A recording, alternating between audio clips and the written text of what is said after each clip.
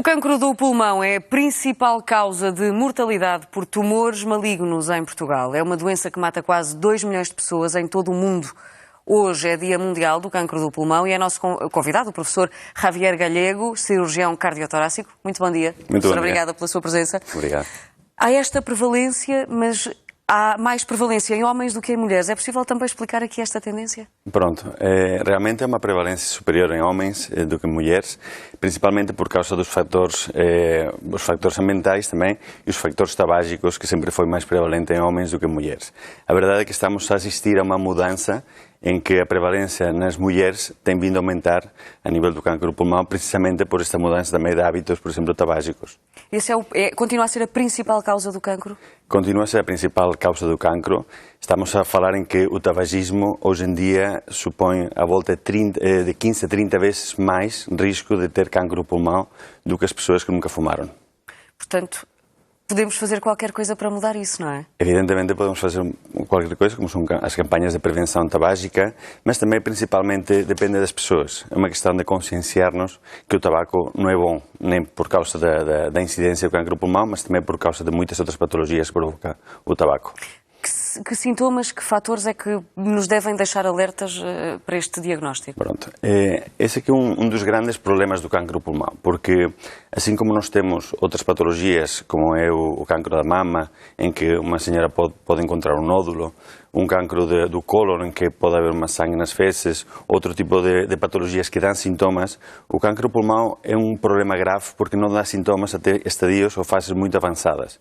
Pode estar a crescer uma massa dentro do pulmão e a pessoa pode fazer uma vida normal e não se apercebe até que essa massa tem um tamanho muito grande e começa a obstruir um brônquio ou uma artéria que pode dar aí sim sinais como hemoptises, sangue pelas vias aéreas, que vão chamar a atenção, mas aí normalmente já é um estadio avançado demais para poder tratar. Portanto, aquela situação de cansaço, cansaço muito persistente e extremo às vezes, também é um sintoma? Também é um sintoma, mas mais uma vez, normalmente são sintomas de fases mais avançadas. E pessoas que tenham casos na família estão mais expostos, não é? Também existe um fator genético também que vai condicionar a prevalência aumentada para esses doentes para ter a possibilidade de ter um cancro do pulmão.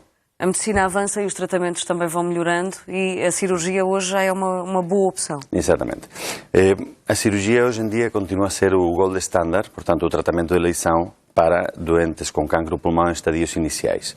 O problema, e voltando um pouco atrás, é exatamente esse, é o diagnóstico precoce. Não é? Nós temos que ter um diagnóstico precoce para encontrar doentes em uma fase inicial que ainda sejam candidatos à cirurgia, porque o problema da cirurgia é que quando estamos num estadio muito avançado, aí já não temos possibilidades de operar. Tem que ser outros tratamentos chamados sistémicos, como é a quimioterapia, a radioterapia, que em estadios avançados continuam a não ter uns resultados tão bons ou tão curativos como tem a cirurgia num estadio inicial. Quando falamos em minimamente invasiva, significa o quê? Pronto, a cirurgia sempre foi a cirurgia torácica, provavelmente das especialidades na cirurgia que mais tem evoluído nos últimos 10 anos. E tem evoluído exatamente para abordagens menos invasivas. Antigamente nós víamos aquelas grandes cirurgias em que abríamos o peito de um lado ao outro. Eu, quando comecei na área de cirurgia há quase 20 anos, via aqueles doentes que eram operados, colocámos 2 afastadores, afastámos costelas para poder colocar as mãos dentro e tratar o cancro do pulmão, e efetivamente era tratado. Só que isso tinha uns custos muito grandes para o doente, a nível de dores, a nível de recuperação, a nível de termos de tempos de internamento, e tudo isto tem mudado no sentido da cirurgia minimamente invasiva.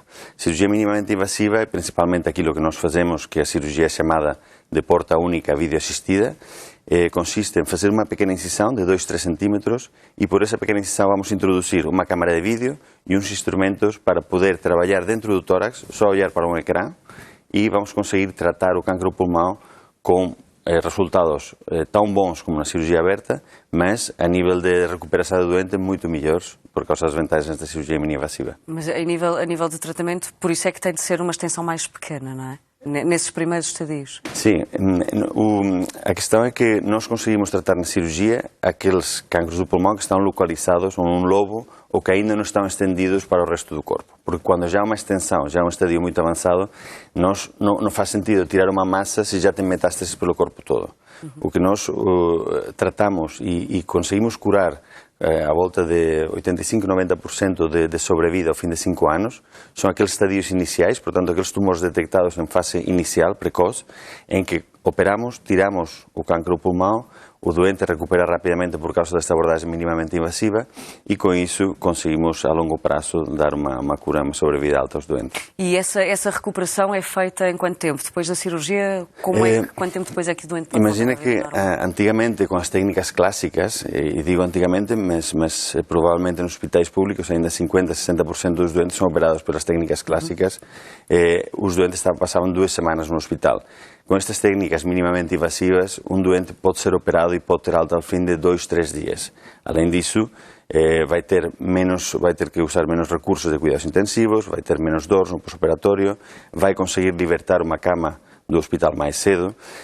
O custo de um doente internado num hospital público, numa diária de enfermeria, anda à volta de 800 euros por dia. As pessoas não têm noção, não é? Se nós conseguimos dar alta ao doente precocemente, além de disponibilizar mais camas para tratar mais doentes, o doente tem melhor qualidade de vida.